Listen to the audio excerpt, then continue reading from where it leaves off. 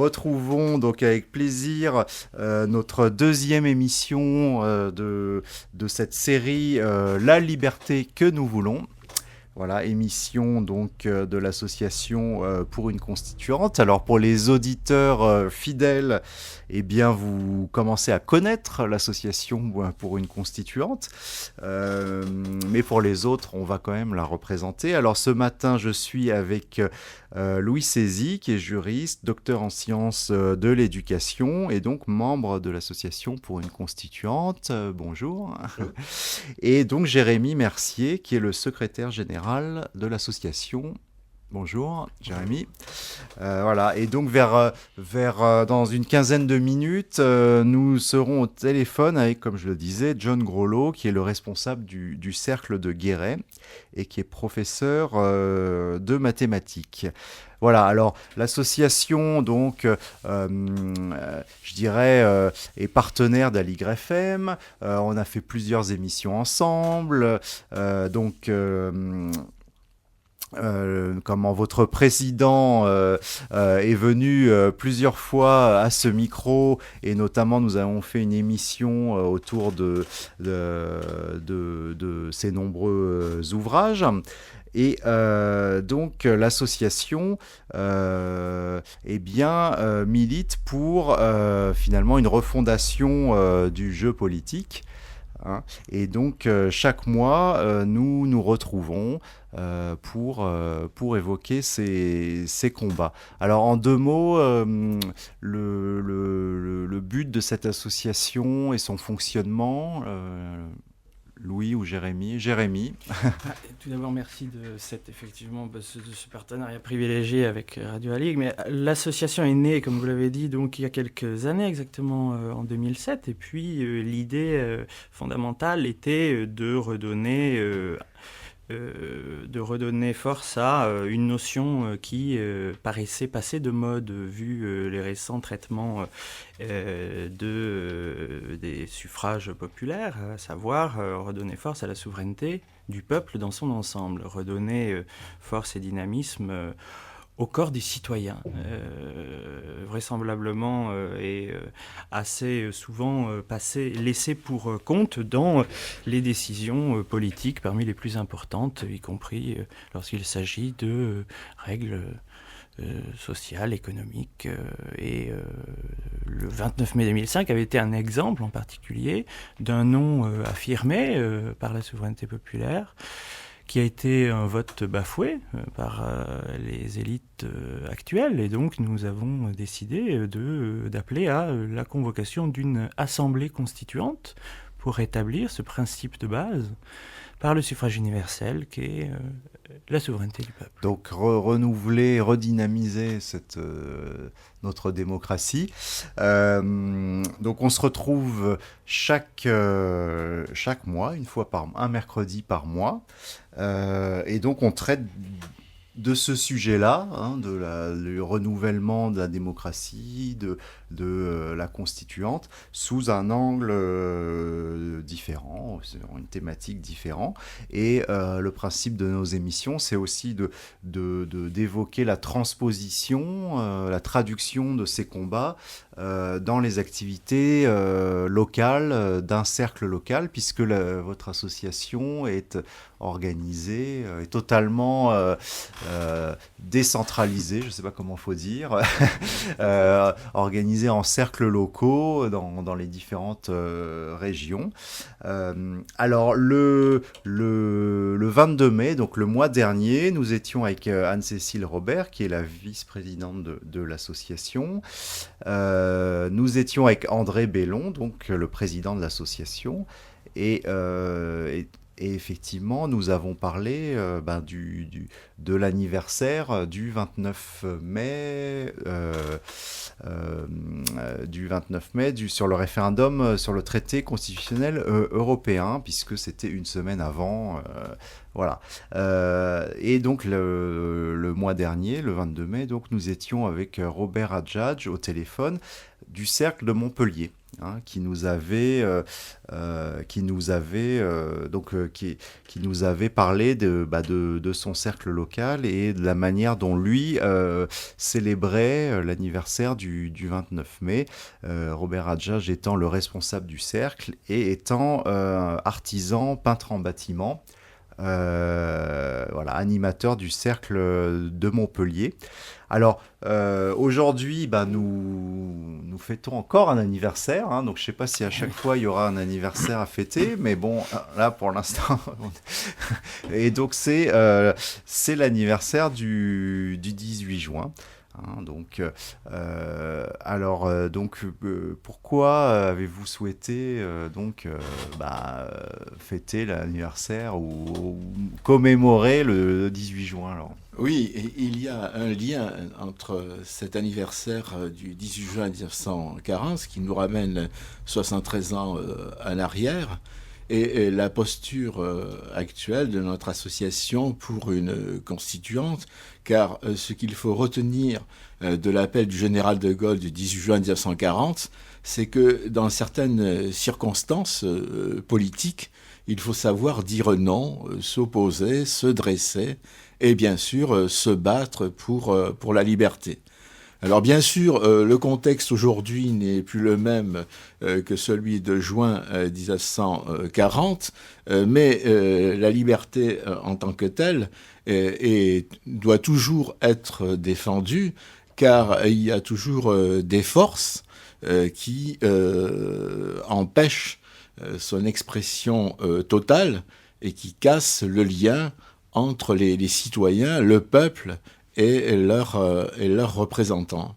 Et de ce point de vue-là, nous avons retenu de cette leçon de juin 1940 qu'il faut à un moment donné dire ça suffit, c'est assez, et dire non. Et notre non aujourd'hui est un non par rapport à l'évolution de notre système politique qui s'éloigne de plus en plus de la République et de la démocratie. Et donc, il faut renouer avec cette éthique qui était déjà celle de la jeune Révolution française de 1789, lorsque, par rapport aux monarchies européennes coalisées contre la France s'est dressée pour affirmer des principes modernes, des principes de liberté et d'égalité contenus dans la Déclaration des droits de l'homme. Alors Jérémy ?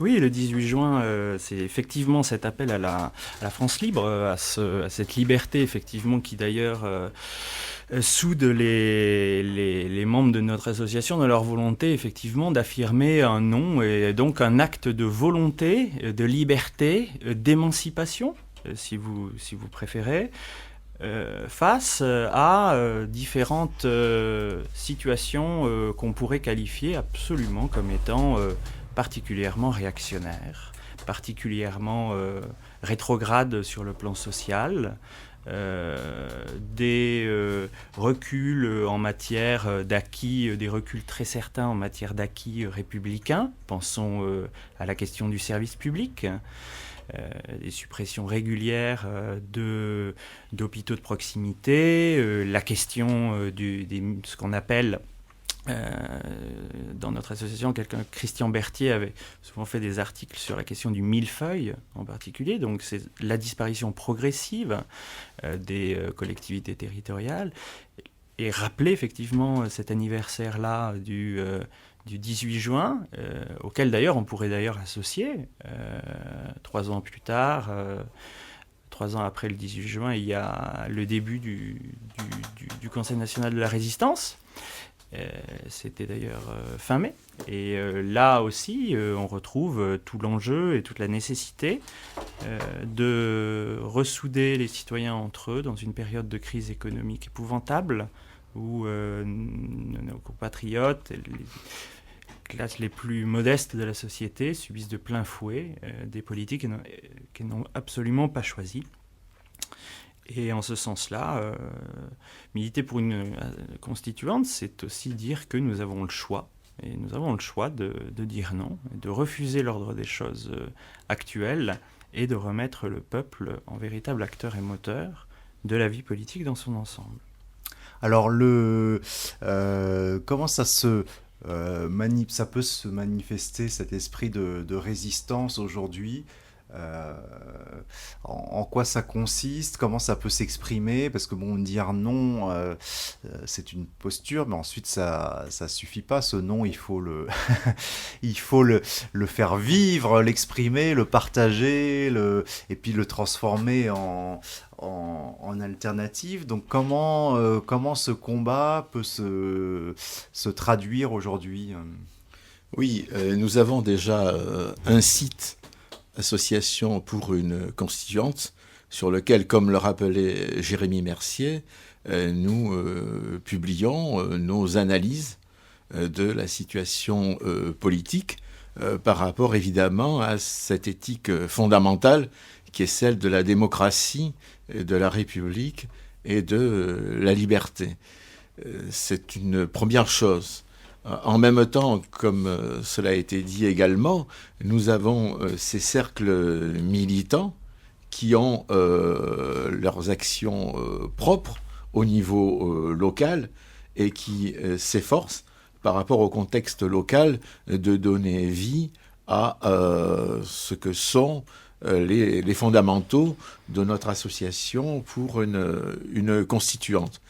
Il arrive également à notre président, André Bellon, de s'exprimer également par la voie de la presse, par la voie de Tribune Libre, pour indiquer à un moment donné quelle est la sensibilité de notre association par rapport à telle ou telle question qui peut se poser à un moment donné. C'est ainsi que nous avons pu notamment faire le rapprochement avec certaines dérives de certains élus, voire ministres, avec le délitement de la démocratie, pour montrer qu'il ne s'agissait pas d'un point très, très précis, mais que cela s'adossait à tout un système qui s'est considérablement affaissé et éloigné de la volonté du peuple. Et nous avons aussi la chance, comme vous le rappeliez vous-même, cher Michel Ezra, d'avoir cette émission donc mensuelle sur Radio Aligre, qui nous permet aussi de donner plus de force et d'audience, enfin nous l'espérons en tout cas, à nos positions. Et donc, émission mensuelle, par contre, je l'ai pas dit, complétée par une petite chronique, là aussi mensuelle, une petite chronique de 3 minutes chaque mois qui exprime un point de vue, mais là de manière très, très, très ponctuelle en 3 minutes. Alors, si je reprends un peu les différents éléments que vous mettez en lumière. Donc le premier élément qui revient avec force, c'est le déficit démocratique, hein, ça c'est le premier constat. Alors évidemment aujourd'hui on a l'exemple de l'affaire Cahuzac qui est présente à l'esprit, mais justement ce que vous dites, c'est à travers vos analyses, c'est voilà, ce n'est pas un cas isolé, puisqu'avant l'affaire Cahuzac, il y avait l'affaire Woerth ou plein d'autres affaires. C'est plutôt un problème systémique, quoi. Il faut pas se méprendre. On a l'impression que l'opinion publique a à chaque fois une mémoire de poisson rouge, oublie, et à chaque affaire, c'est comme si c'était une redécouverte. Bon, un peu de continuité dans l'analyse, ayons un peu de continuité dans l'analyse et réalisons que le problème il est systémique. Jérémy ? Oui, c'est absolument ça, et c'est d'ailleurs d'autant plus surprenant qu'on a appris que le G8, les dirigeants du G8, s'étaient pour l'une des premières fois interrogés sur la question de l'évasion fiscale et des paradis fiscaux, en disant éventuellement qu'il fallait barrer la route à ces évasions, à ces paradis. Mais nous sommes en 2013 et ils ont simplement oublié de dire qu'il y a depuis déjà trop longtemps une crise économique et politique particulièrement grave, très grave, et d'autant plus grave que, et on a remarqué qu'il s'agisse d'ailleurs de la situation française comme de situations dans différents pays, grecs, italiennes, des dirigeants politiques qui sont tout à fait incontrôlables. Et c'est précisément ça le caractère d'une crise politique contre laquelle, en gardant l'optimisme démocratique, il faut absolument lutter. Parce que nous pouvons d'un côté considérer que l'affaire Cahuzac est un cas isolé, mais pas du tout d'ailleurs sur notre site, donc www.pouruneconstituante.fr. On a écrit à plusieurs reprises que l'affaire Cahuzac n'était que un exemple, un épiphénomène sur une situation bien plus large au niveau national et international. Ce qui se passe par ailleurs dans un sentiment de corruption plus ou moins généralisée de une certaine classe politique bien particulière, et là aussi le révélateur de cette situation. On pourrait là encore parler de l'affaire des sondages, de l'Élysée, et de diverses manipulations. Oui, non, mais c'est bien de donner des exemples précis. Donc, effectivement, les sondages commandés par l'Élysée, et donc cette affaire est révélée que finalement l'Élysée, à l'époque de Sarkozy, faisait une consommation de sondages assez importante. Oui, c'est ça. C'est d'ailleurs, en fait, pour l'une des rares fois, il y avait eu un rapport de la Cour des comptes à ce sujet pointant des dépenses particulièrement exorbitantes. Sans appel d'offres, je crois. En la matière, voilà.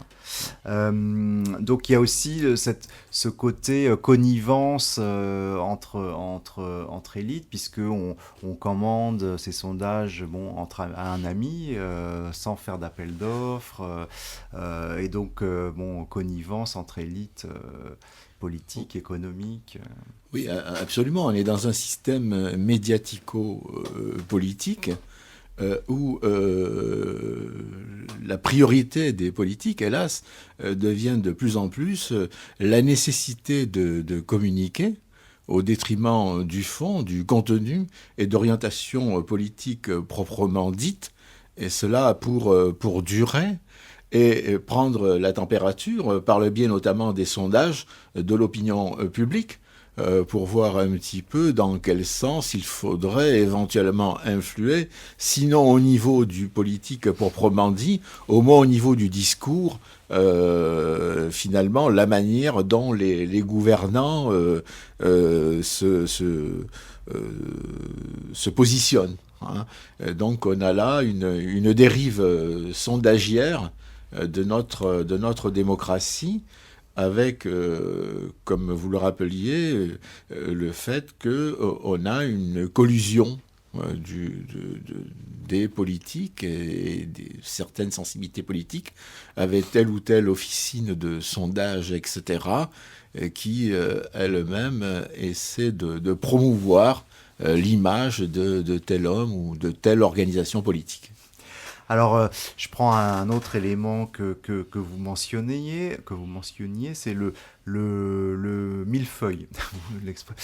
Donc, ce fameux millefeuille, vous dites, il est attaqué. Alors, qu'est-ce que finalement, l'expression millefeuille en elle-même, elle est un peu péjorative, bien que ça soit un gâteau qui est bon à manger, mais millefeuille, ça exprime une sorte de complexité, un système très complexe avec plein de couches qui se superposent. Donc a priori, on pourrait se dire, si on veut le simplifier, c'est le rendre plus efficace, c'est mieux utiliser l'argent public, pourquoi pas ?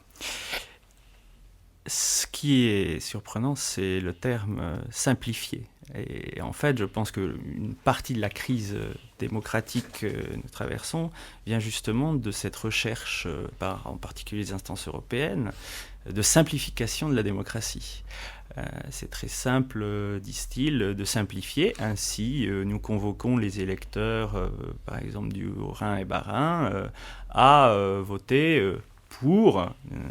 disaient d'ailleurs assez unanimement les médias, la fusion des différents départements, impliquant par conséquent la suppression de budget pour les collectivités territoriales et d'ailleurs aussi la disparition progressive, et en termes de démocratie c'est assez grave, de ce qu'on appelle, mais c'est un terme peut-être passé de mode, les élus locaux. Alors, donc, vous faites référence donc, à ce référendum sur la fusion du Haut-Rhin et du Bas-Rhin. Vous, association, vous appeliez à la rejeter, cette fusion, ce qui a été le cas. Oui. Et alors pourquoi ? Parce qu'effectivement, on pourrait se dire, si on fait des économies d'échelle, on pourrait mieux utiliser l'argent public, simplifier non pas la démocratie, mais les rouages administratifs. Alors, je crois qu'il faut revenir aux fondamentaux, me semble-t-il.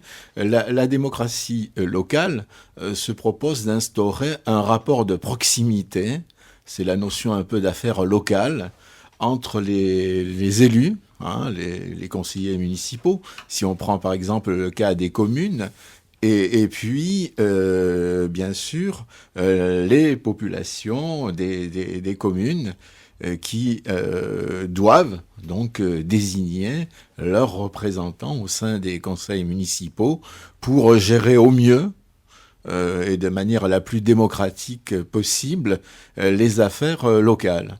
Et ça, c'est une conquête fondamentale à laquelle nous, Association pour une constituante, sommes très attachés à ce rapport de proximité. Et on trouve doublement ce rapport de proximité à la fois au niveau des communes, mais aussi également au niveau des départements, puisque les départements, notamment en matière sociale, ont vu leur rôle qui s'est affirmé dans le temps, et que le peuple est attaché aussi aux conseils généraux des départements, et qu'il y a donc là aussi un rapport de proximité. Alors, sous prétexte de simplification, dire qu'il faut faire des économies, c'est dire en même temps qu'on va briser un petit peu ce rapport de proximité pour, à terme, essayer de faire de vastes régions qui seront elles-mêmes inféodées, intégrées à une Europe, vastes régions dans lesquelles ce rapport de proximité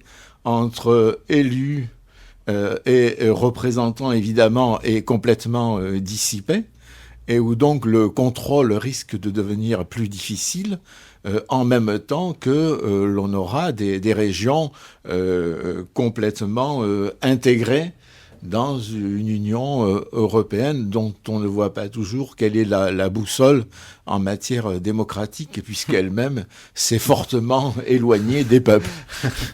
Donc ça, on a longtemps, on a fait pas mal d'émissions dessus pour savoir pour avoir mis en lumière que la boussole c'était le marché, hein. Donc effectivement pas la démocratie.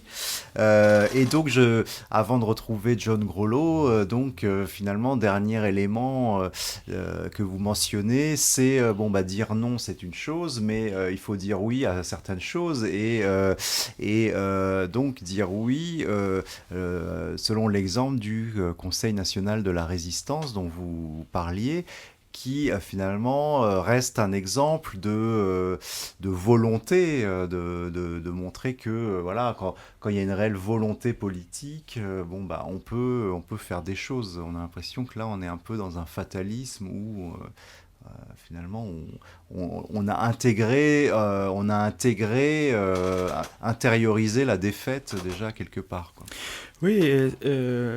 Le CNR, c'est un peu cette phrase des philosophes antiques qui affirment qu'il faut, plutôt que tant et tant espérer, il faut chercher à vouloir par-dessus tout. Et c'est un peu ça, c'est que on trouve d'un côté une affirmation de la volonté contre la tyrannie.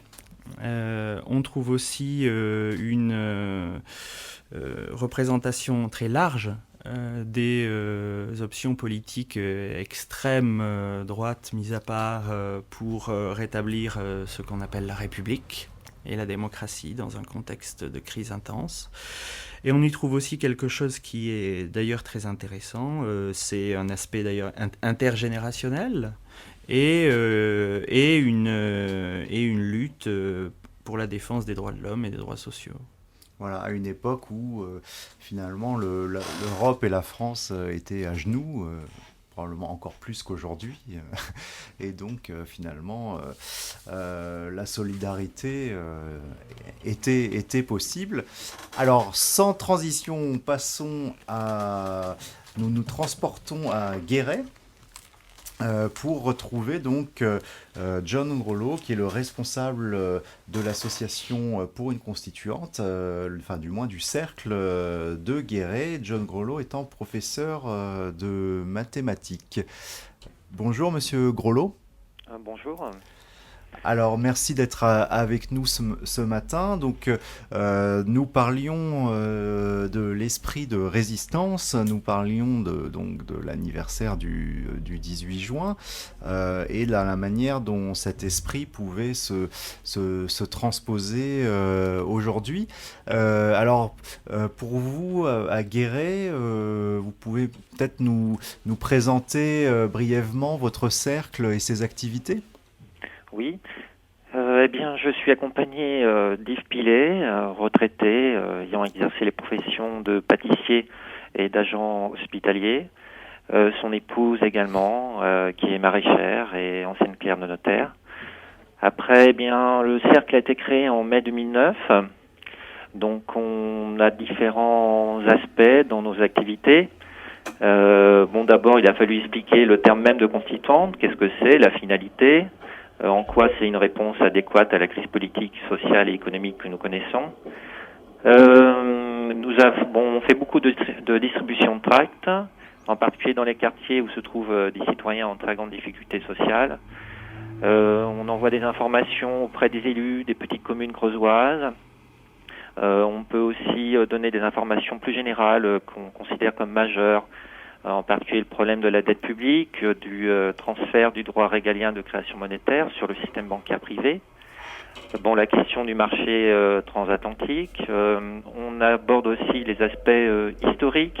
On a organisé le 5 mars dernier une conférence de l'historienne Florence Gauthier intitulée Robespierre et l'an 2, ou la construction d'une république démocratique et sociale. D'ailleurs, la vidéo de cette conférence est disponible sur le site de l'association.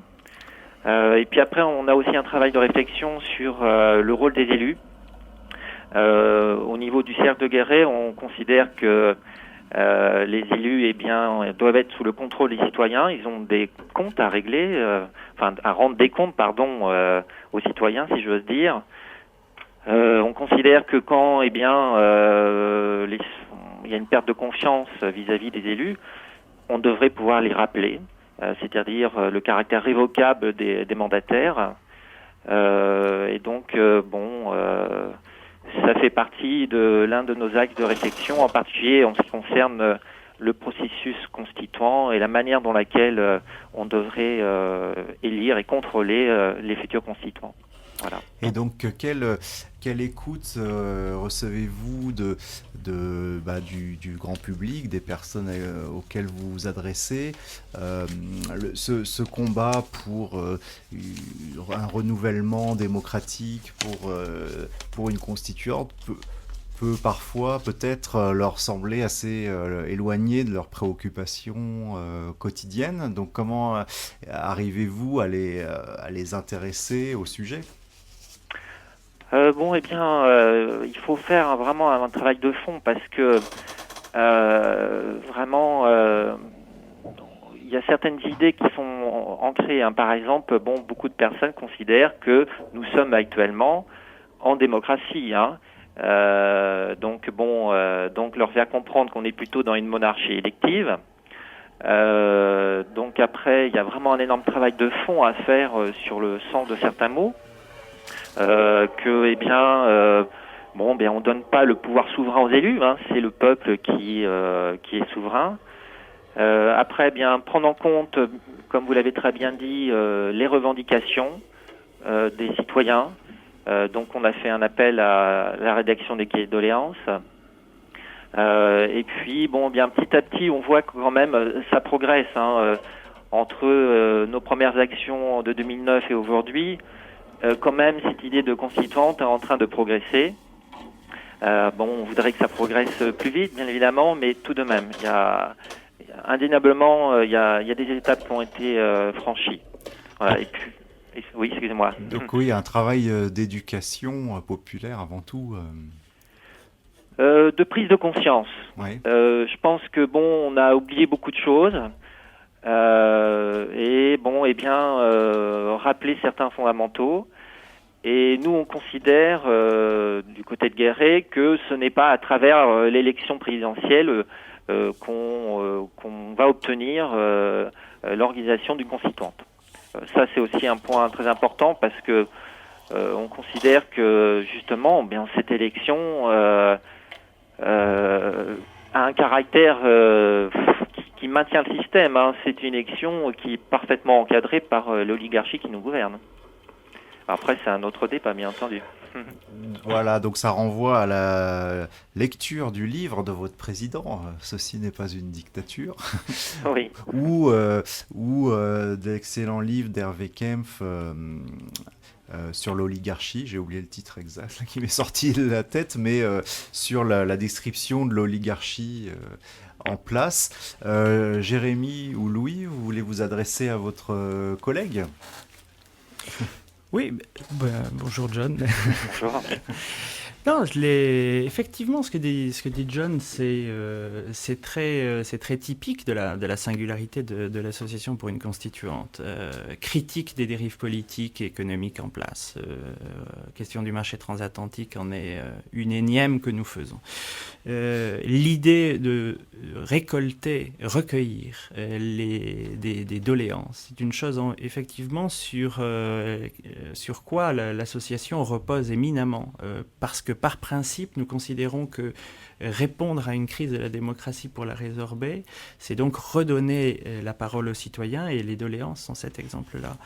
Et la question des contrôles des élus fait partie absolument de ces nouvelles méthodes, de ce nouveau souffle de liberté, allant de pair d'ailleurs avec la critique de tout providentialisme dont l'idée d'un sauveur, d'un éventuel homme providentiel nous est peu cher, puisque nous sommes tout à fait enclins à l'éducation populaire et à faire vivre cette idée de constituante. Peut-être que Louis... Donc la solution, elle est collective, c'est pas un sauveur. Alors c'est là où on est peut-être en l'appel du 18 juin à ses limites, parce qu'elle peut retranscrire l'idée d'un personnage providentiel. Oui, absolument, mais il faut bien voir que nous aussi, nous avons lancé notre appel pour célébrer le 29 mai 2005, lorsque les Français ont dit non au référendum voulant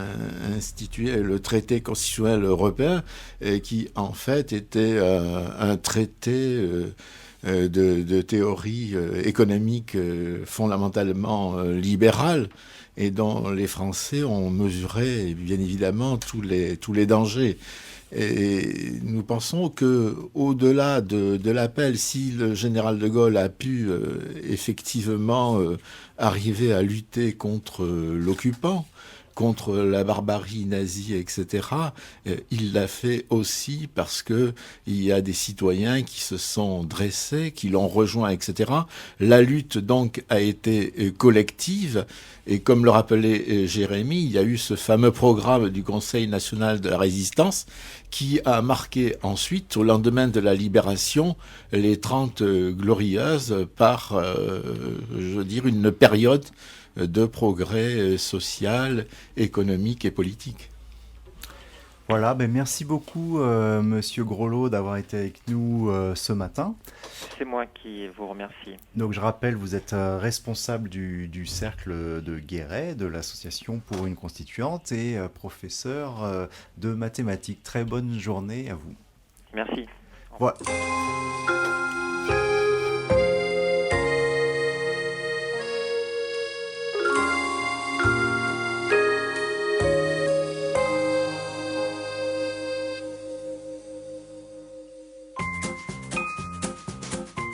Voilà, donc c'était John Grolot en direct du cercle de Guéret. Merci Louis Sézy pour cette deuxième émission. Merci Jérémy Mercier d'avoir été avec nous ce matin. Donc le site de l'association, je crois qu'on l'a bien rappelé, pour uneconstituante.fr. Exactement. C'est ça. Donc bien sûr, j'imagine que vous appelez maximum de personnes à vous rejoindre, à venir vous rencontrer. Comme point de rencontre, à part le site, qu'est-ce qu'on peut... On peut, sur notre site, à part le site qui peut être consulté où on voit le contact de nos cercles locaux en particulier, on peut voir aussi différents communiqués et différents lieux où aller débattre sur ces questions. Donc vous organisez tout un tas de rencontres, de débats, d'événements auxquels on peut participer. Absolument. Et le site lui-même est très riche puisque nous y publions nos analyses, évidemment, qui sont celles de nos correspondants locaux, comme celles que nous proposons également à partir du niveau parisien. Et nous avons d'ailleurs publié sur le site l'appel du 29 mai 2013 pour célébrer le 29 mai 2005 et montrer que nous sommes en train de nous embourber dans une Union européenne qui tourne le dos au peuple. Et nous avons également donné le compte-rendu de notre dernière assemblée du mois de mai, à l'occasion de laquelle nous avons évoqué donc plusieurs sujets et développé nos analyses. Voilà, c'était La liberté que nous voulons, la deuxième émission en partenariat avec l'association Pour une constituante. Cette émission est mensuelle, mais bon là on va rentrer dans une pause estivale, donc pause en juillet, pause en août. On se retrouve donc en septembre pour une prochaine émission. Moi, en ce qui me concerne, je vous retrouve mercredi prochain entre 8h et 9h. Merci Ricardo qui a réalisé l'émission, qui a eu beaucoup de travail ce matin, beaucoup de choses à gérer en parallèle, mais c'était impeccable. Et donc, très bonne journée à tous à l'écoute d'Aligre FM.